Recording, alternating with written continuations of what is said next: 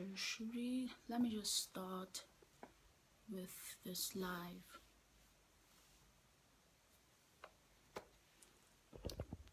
Start in a bit.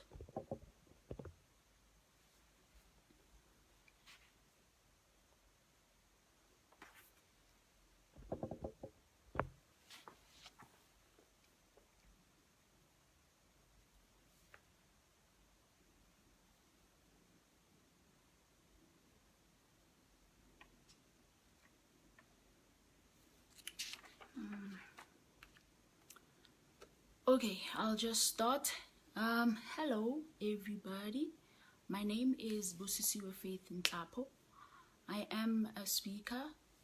I am an aspiring chartered accountant. I'm a content creator as well as a career practitioner. And so I am excited today to be speaking to you guys on the topic sourcing and securing funding for tertiary. So it's been a hot topic in the country most recently, the issue of funding, and it affects an overwhelming majority of the population of South Africa. And so today I'm just going to share briefly on how to source as well as how to secure funding for tertiary. We know that there are systems in place, there are programs, and there's quite a number of initiatives that are there to ensure that students receive funding. And this live is to actually share with you a thinking pattern that you have to have when you are sourcing funding, as well as the places which you can look for funding from. So I'll be sharing that, as well as a few tips on how to secure the funding once you have sourced it out. So as I said when I was marketing the event, that this live is not for a specific field of study. So anyone from any field of study can gain some valuable information from this. And as well, this live is not limited to those who are already at a tertiary institution. So this live is also relevant to high school students, as they're going to be transitioning in probably a few months or a few years to come. They're going to be transitioning into tertiary to further their studies. And so this information is very valuable, and I encourage that should you know somebody who would at some point in their lives need funding, I think please share the live. Please share also to any group that you are in, and just share the live, and let's get started. Fun fact is on the 18th of March, today is the 18th of March, fun fact is on the 18th of March 2019, I graduated with my Bachelor of Accounting degree through the University of Johannesburg, and it's been amazing. It's been amazing. And so today I just thought, let me just share with those that come after us, how is it that we managed to walk through that stage and have our degrees conferred to us. So I was studying through the University of Johannesburg, and I come from a family which you can label as the missing middle. So I was too rich, according to the system, to have funding that is basic, and also too poor, so to say, at the same time, to receive other forms of funding like loans and stuff. And so it really became a challenge for me to have funding in my first year of university. But through that, I was able to do some research and find the best alternative ways in which I can secure funding. And I think, as a disclaimer, very, very important, this live is to encourage each and every one of you out there that seek funding on the basis of academic merit, and not because you do not afford to fund yourself and therefore someone out there needs to fund you. So when we look at what we call a bursary, so there are many different types of funding that is available for students who are studying at a tertiary institution. So when we look at one of the forms being a bursary, we know that a bursary is a grant, so it's financial aid that enables you to study. And so a bursary is awarded to a person either on either of the two bases. So it's either on financial need or on academic merit. So on financial need, it's where they would look at your family situation and they can see that clearly you cannot afford to fund your studies by yourself or through the people you depend on. So that's financial need. And also the second basis is the basis of academic merit. So that basis is, the premise for that basis is that when you are deserving academically, when your results show that you are a candidate who is willing to study and to finish their qualification, then they fund you. So that's the basics of bursary funding. So you are either funded on academic merit or financial need. And so today, I'm just going to encourage each and every one of you that seek to find funding on the basis of academic merit. I know we're not the same. We don't have the same intellectual capacity. We don't perform the same in class. We don't get the same marks.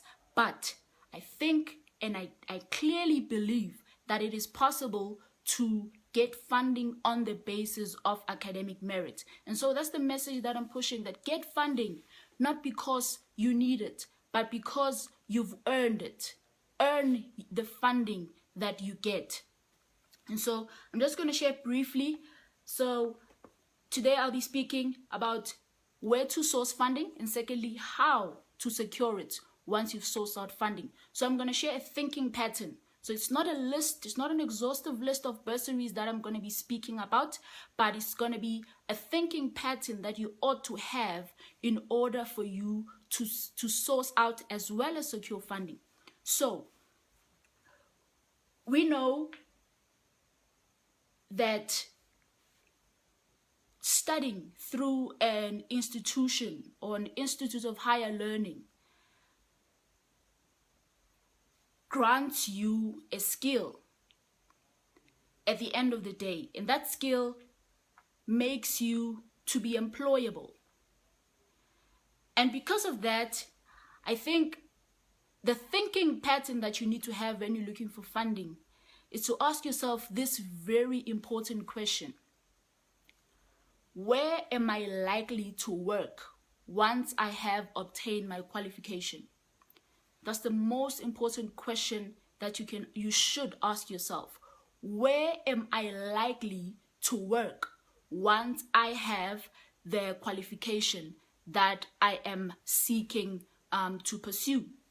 And the answer to that is really the places where you can source out funding from. So I'll be sharing 5 places where you can source out funding. Number 1, it's the government. The government funds students all across the country because they do invest in the youth. So one of the ways in which they invest in the youth is to fund them for their tertiary studies. And so in order for us to know where exactly in government can we find funding, we need to know the governance structure and how the government is structured. We know that we have the national government, we have the provincial government, as well as the local government. So where within the government can you find funding on the basis of academic merit? You can find it, first of all, from local governments. Almost every municipality all across the country has a bursary scheme. And that bursary scheme funds the residents of that municipality. And also, at national level, we have different departments who fund students for them to be able to obtain qualifications through institutes of higher learning. And also in government, we have what we call the Chapter 9 institutions. So those are your IEC, your Auditor General, your Public Protector, South African Human Rights Commission, and the other one that does broadcasting. So we have quite a number of Chapter 9 institutions. So also, I do encourage each and every one of you to at least get a copy of the South African Constitution. It's a very, very valuable document that you need to have if you consider yourself a citizen of the Republic of South Africa. And so we have what we call Chapter 9 institutions. So those institutions, they ensure that the democracy is enforced as it should. So we know, I know for a fact that the Auditor General does fund students who are doing a course that is related to auditing. So that's the thinking pattern. It goes back to the thinking pattern you need to have and ask yourself, where am I likely to be employed once I have the qualification? So if you think you might be employed by the Auditor General, most probably there is a bursary scheme that can fund you.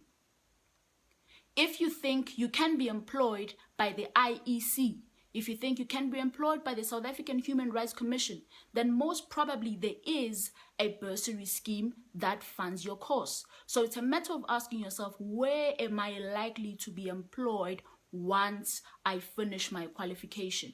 So that's the first place, the government. Without making mention of the National Students Financial Aid Scheme being NSFAS, there are bursaries that the government gives to students through departments as well as through local municipalities and through Chapter 9 institutions. So you need to understand the governance of the country and how the system of government works in order for you to know and be able to source out the funding that you need. So that's the first place where you can look for funding on the basis of academic merit. Number one, it's the government. Secondly, you can look for funding from SETAs, what we call SETAs. So we have what we call Sector Education and Training Authorities. So those SETAs, they fund worthy courses for skills development. So when a company has employees, when a company has employees, the company that employs people pays what we call the skills development levy. And that skills development levy is managed by a specific SETA. So we have about 21 SETAs in the country, each dealing with a specific sector in the industry. We have what we call the agricultural SETA, bank SETA, financial services SETA, food and beverage manufacturing SETA, wholesale and retail SETA, and quite a number of SETAs. So it's about 21 of them. And each one of them collects skills development levy from employers. And that skills development levy is used for worthy causes to ensure that the citizens of the country, they have skills. So they do learnerships, apprenticeships, and also they do offer bursaries. So luckily in my second year of studies, I did get a bursary from the Food and Beverage SETA. So that's the institution that funded me, the Food and Beverage SETA, also known as Food Bev SETA. So the funds there are from employers who employ people in their companies. Then those employers, they pay skills development levy to the SETA, and the SETA then manages those funds to make worthy causes, and one of which is giving bursaries to students. So that's the second place where you can have access to funding. So you need to know which sector am I likely to work in based on the qualification that I'm currently studying. Then you would know which SETA is most likely to offer you a bursary. But some SETAs offer bursaries to a wide variety of courses. For example, the wholesale and retail SETA, there's quite a number of bursaries that they give out, and it's not really based on specific courses, like any course that is there. By virtue of you being able to be employed within the wholesale and retail sector, then you can be funded. So that's the second place. So number one, I said government institutions, Chapter 9 institutions, local government, national government, provincial government, government departments and ministries. You can be able to secure funding there. Secondly, it's SETAs, Sector Education and Training Authority. Thirdly, it's the private sector. I think I touched on it when I mentioned SETAs. So the private sector absorbs a number of students after they've completed their qualifications. So the private sector, because it employs quite a number of people, it does fund people. And you find that in a private sector, there are contracts that you get funded. In return for funding, you get to work for that company. So companies in the private sector, they do fund students. So you need to ask yourself, where am I likely to be employed in the private sector? If, for example, you are an engineer, you're most likely to be employed in an engineering firm. If you are a lawyer, you need to seek, if you're studying law, you need to seek funding from a law firm. If you're doing accounting, from an accounting firm, then you would find funding. So the private sector does have a number of funding opportunities. And again, this live is on the is trying to encourage each and every one of you that go out there and seek funding, and ensure that primarily you seek it on the basis of academic merit and not because you are in need of it. Make sure that you seek funding and earn it because of your marks. And then fourthly, we have what we call NPOs, NGOs, and foundations. So we have different NPOs, NGOs, and foundations in the country, and they do fund students who study through universities, who are studying through institutes of higher learning. So I think if you can search on the internet and find one of the biggest NPOs or foundations, then you would know that foundations are being sponsored, and the sponsorships that they get, they are meant for the benefit of the public. So fortunately, one of my majors is taxation, and we call NPOs, NGOs, foundations, we call them public benefits organizations. So meaning that they exist solely for the purpose of benefiting the public. So if their mission is to ensure that people go to school, then most probably they do fund worthy causes like bursaries. So NPOs, NGOs, and foundations all throughout the country, they do fund students who go to university. So that's one place where you can secure your funding. And the fifth and final place where you can secure funding is through bursary management companies. So we have the biggest bursary management company that I know of personally is Study Trust. So Study Trust manages bursaries. So you'd find companies who are not able to manage the bursary scheme themselves. They would source out the services of Study Trust, and Study Trust would then manage the bursary on their behalf. So when you go to Study Trust website, you would find a number of bursaries from different institutions. So Study Trust manages all of those bursaries. So that's another place. That's another place where you can find funding. And again, it's important to ask yourself, where am I likely to be employed after I have finished my qualification? And also ask yourself, how can I source and secure the funding? So that leads us to the second phase of this live, where I'll be speaking about how now can you secure the funding. So if you've already made your research, and I believe the 5 places that I've just shared will be able to shed some light to you and help you to optimize your research on where can you find funding. So now, how do you secure funding? Now that you've done your research and you know the bursaries which you qualify for, how to then secure the funding? I think it's very important, number one, that complete your application. Do apply. It sounds pretty obvious, but it's not as obvious as it seems. Do complete your application. If they want a certain document, ensure that you send it through. If they say apply only via email, apply via email. Don't post your documents. If they say apply online via the bursary portal, do that and upload your documents and finish your application. That is what will ensure that you secure your funding. Finish the application. If they say they want certified documents, make sure that you certify them.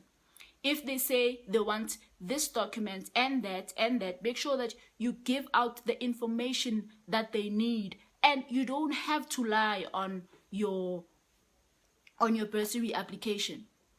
You don't have to lie. So give them all of the information that they need. Then you would be able to secure the funding. So follow all of the application guidelines. Then you will be able to ensure that your application gets considered. And secondly, apply on time. That's very important.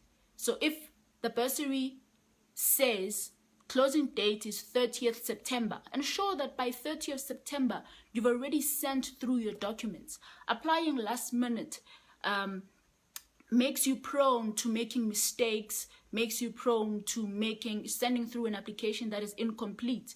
And so do try to apply on time. Do try to apply on time.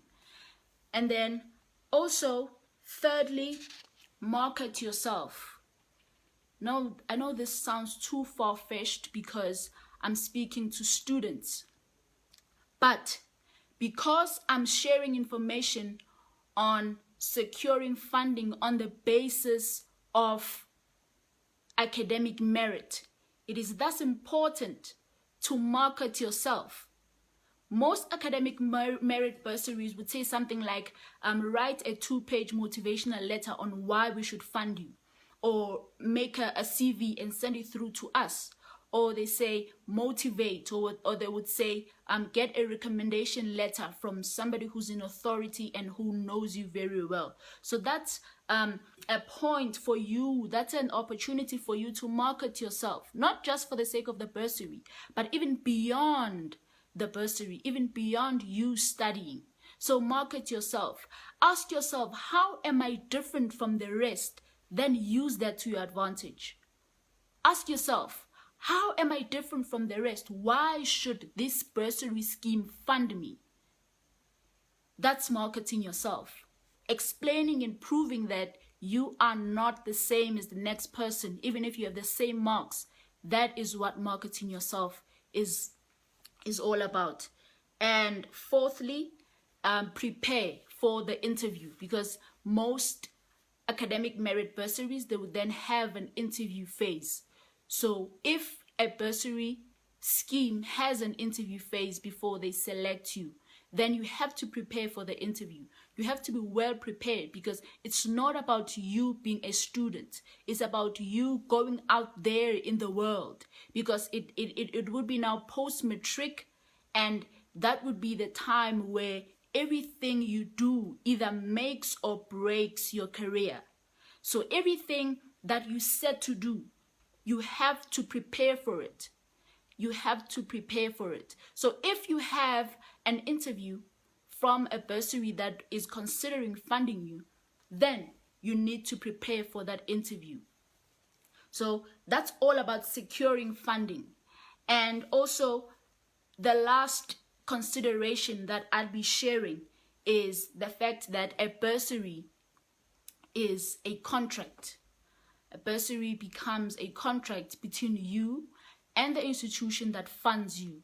And so because of that, you need to be able to be well acquainted with each and every clause that's on that contract. So because it is a contract, there might be instances where you have to work for that specific institution that funded you in exchange for the bursary.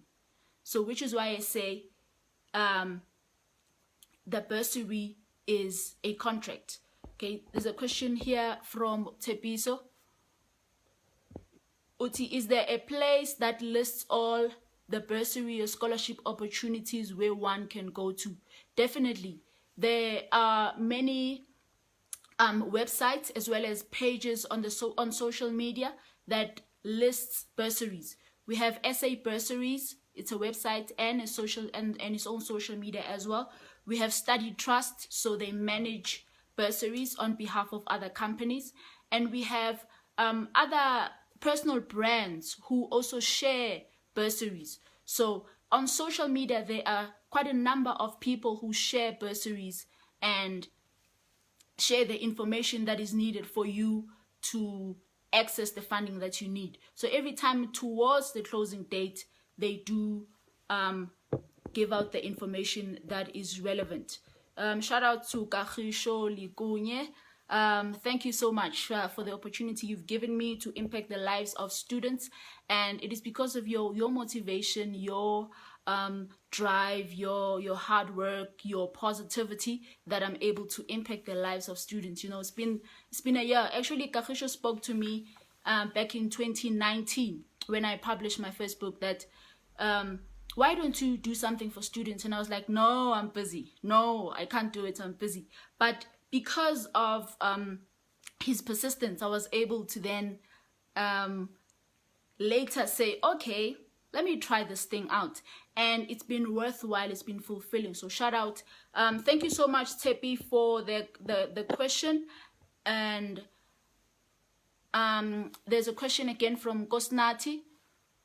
What are the common mistakes students make that makes them not to be funded and get space at FET? So the common mistakes that they do, they don't apply on time. So they think that the application would be considered when they didn't apply on time. Secondly, their applications are not complete.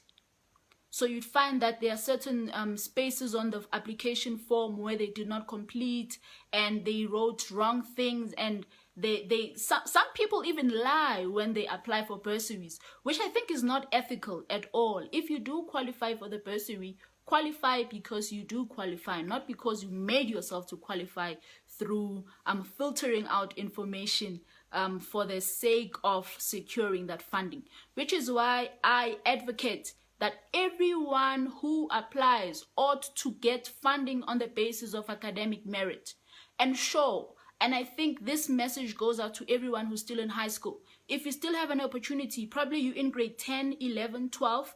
If you still have an opportunity, make sure that you maximize your marks. I always speak to students and say, don't get less than 65 for each subject. Aim to get at least 65% for each subject. Then funding is secured.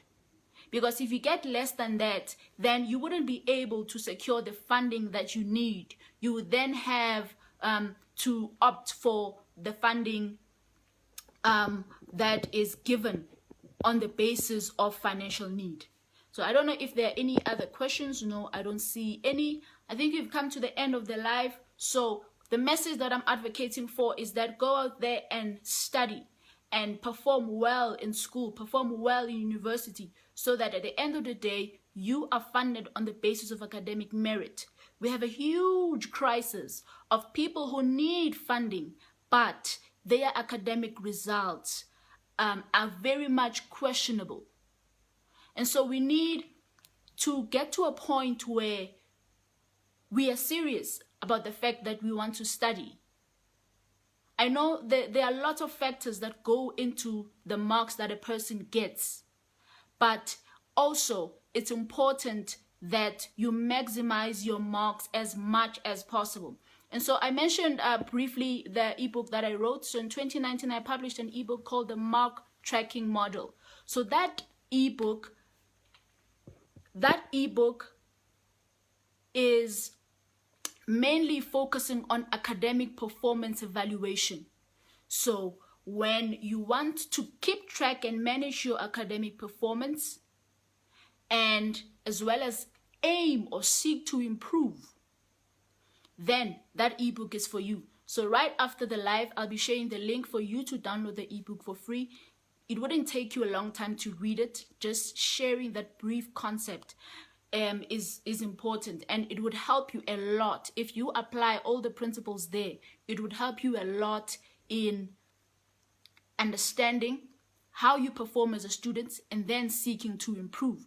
And also this year in October, I'll be releasing an expanded version of the book, and it will be available. I'll share the information in due course, and I think we have quite a number of questions. We have a few more questions. Kosnati is saying, I hear you're running an initiative that helps students apply early for varsity.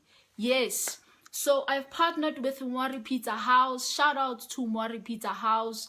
Mwari Pizza House is home. I've partnered with Mwari Pizza House where I host an annual event to help students in and around Gwatsaduza, which is the East Rand in Gauteng, to apply for funding. So there we have other stakeholders who ensure that that event becomes a success. So we're going to be having it somewhere in August. So pretty soon, around April, we're going to be releasing a poster so that you prepare yourselves and you are able to make it to the event. So if you're around Gwatsaduza, Gwatema, Tsakane, Duduza, and all surrounding areas, I do encourage you to come through, and we're going to be helping you. And you're going to have an opportunity to speak to me one-on-one. If you don't know which course to take, I'm here to speak to you. If you don't know where to apply, if you are afraid of leaving home and going to stay at rest and going to stay away from home, then I can speak to you. That's my passion. So thank you so much, Nati, for the question. And then Tandega Masombuga, information has helped. Thank you so much. I am so full. I feel so fulfilled when I hear that this information is making an impact in your lives. And I think we've reached the end of the live session. And I hope this was impactful. I hope this was informative and insightful. And my aim is that after this live, everyone who needs funding goes out there and does that research and gets the funding that they need. And after making the research optimally, then you are able to secure the funding. And shout out to Sheikh Skarabo Stephen Masike. Uti, the ebook is very informative and practical, anticipating a book launch. Definitely. Thank you so much. Thank you so much, guys. We've come to the end of the live. Please share the live if you have a cousin who's in high school, if you have someone who's already in tertiary and in need of funding, please share it. And thank you so much, guys, for tuning in. And I hope I'll be making another live soon. And let's go out there and look for practical solutions. Look for practical solutions. Because being woke on the social media street is not making an impact in the lives of people, but going out there and having practical solutions on how we can be better as a people, that really helps a lot. Thank you guys so much. Thank you for tuning in. And I hear Unati ukulmange initiatives ga Lasizwe, where they raised R1 million. I did see it. 10 Rand goes a long way. It is a very, wow, it's impactful. I don't even have the words to say it. I don't even have the words to describe it. It's so impactful, hey? And I think it should happen also, that someone out there needs to do it as well. That the struggle for funding is not limited to one event. It's not limited to one discussion. It's an ongoing struggle, and we need to find practical solutions. And I'm very much inspired personally by what Ulasizwe and the rest did. And it's just amazing. Just amazing. Yeah, guys, do check it out. the 1 million rand, 10 rand goes a long way. Guys, thank you so much for tuning in to the live. Sorry I will not be able to mention each and every one of you who's here, but guys, thank you. Crowdfunding, Nati speaking about crowdfunding for all of our problems. Definitely we do need to implement crowdfunding. It's an important and a practical way of sourcing out funding. We do need it. And also I'm thinking we can have some sort of a crowdfunding to ensure that the students whom we help with applications, we also assist them with the application fee. I think that's an idea that we need to brainstorm on, and more details will be shared on that. Thank you guys so much for tuning in, and I hope to see you soon. Cheers, guys.